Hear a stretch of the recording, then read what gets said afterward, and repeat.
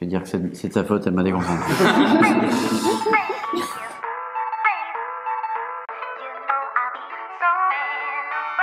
En fait, ça a commencé, moi j'étais invitée en 2017 à la Librairie de Paris pour une émission de France Culture et tu étais le libraire dans l'émission qui donnait son avis sur les livres. J'ai travaillé ici pendant 9 ans, je faisais le libraire de service à l'émission et à la fin de l'émission, je t'ai offert un livre, Chômage monstre d'Antoine Mouton, et un compagnonnage a commencé entre nous, une correspondance.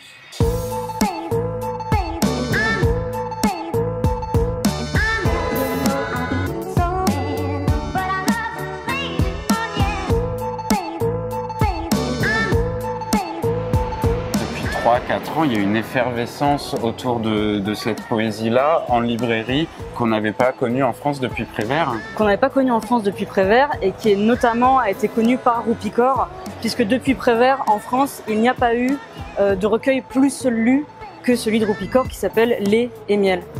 Et à ce moment-là, quand nous on s'est rendu compte de ça et qu'on a adoré ça, l'Iconoclaste, les éditions de l'Iconoclaste, nous ont proposé de faire de créer une nouvelle collection autour de ces textes d'abord postés en ligne.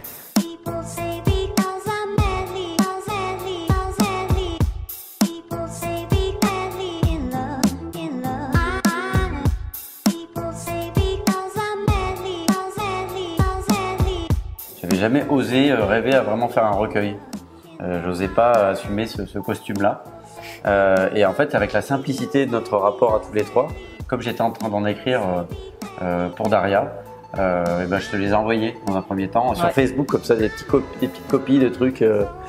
Et ton enthousiasme m'a beaucoup touché.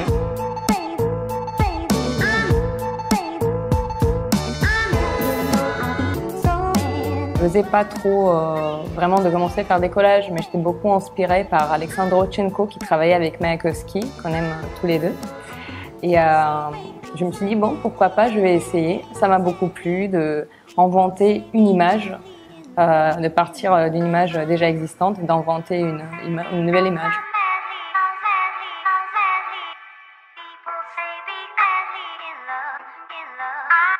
Le dérèglement joyeux de la métrique amoureuse a commencé au moment exact où je t'ai vu apparaître, telle une panthère des neiges, louvoyant entre les tables du café des Deux Magots. En moins d'une minute, j'ai eu l'impression de te connaître depuis longtemps avant ma naissance. En moins d'une heure, la pâtisserie fine de tes baisers désintégrait définitivement le concept de temps. En moins de 2 jours, tu habitais chez moi. Tel un fantôme inversé, celui venu du futur, pour me réconcilier avec le présent.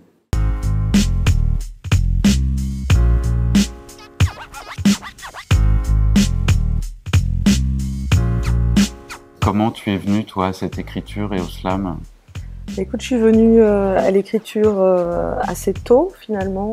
Je pense qu'il y a cet amour de la langue qui est là depuis très longtemps. J'étais enseignante, donc c'est quelque chose qui est important pour moi. Mais c'est vrai que j'ai découvert le slam seulement en 2015.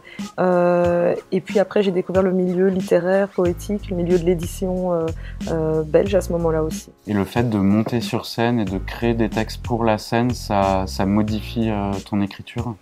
Oui, complètement, parce qu'en slam, on sait qu'on va dire nos textes devant un public et devant d'autres slameurs, d'autres slameuses.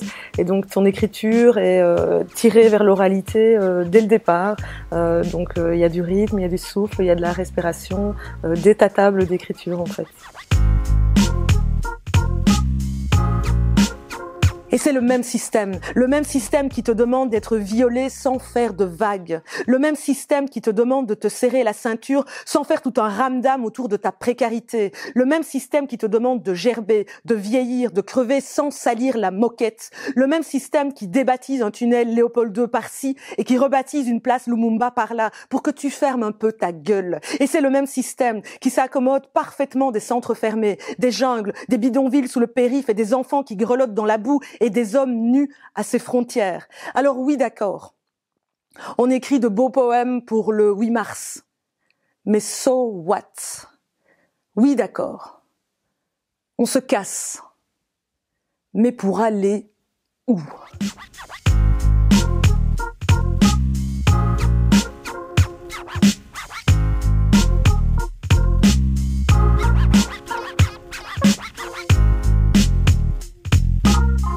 envoyé plus de 200 pages. Il a fallu qu'on fasse du tri, qu'on aille chercher la sève, etc. C'était aussi hyper intéressant comme travail que tu m'aides à dessiner aussi ma parole, parce qu'elle était mienne, mais vraiment multiple, et il fallait quand même mettre un petit entonnoir sur ce que je voulais raconter. Et au fur et à mesure de l'élaboration, tu continues à m'envoyer des notes. Oui, ça s'arrêtait jamais. Je pratique l'écriture autant que je pratique l'errance. Donc, comme tu disais, j'ai toujours un carnet sur moi, mes petites affaires, et je marche et je m'arrête à des cafés. Et c'est de là que vient mon écriture. 18h51. Un spritz et ses yeux noirs. Comme si je venais jusqu'à lui, j'ai erré dans les rues. Mendiante de l'amour, c'est pour m'asseoir ici que je me suis levée ce matin. Des regards en coin et des sourires discrets, c'est tout ce que je veux d'un danseur de bar. Savoir son nom pour l'inscrire en mémoire et qu'il sache le mien pour l'entendre le dire. Je l'ai capturé à l'argentique sur la pellicule périmée, mais il manque son visage. Si j'étais séductrice, je pousserais le vice, mais je ne suis qu'une enfant.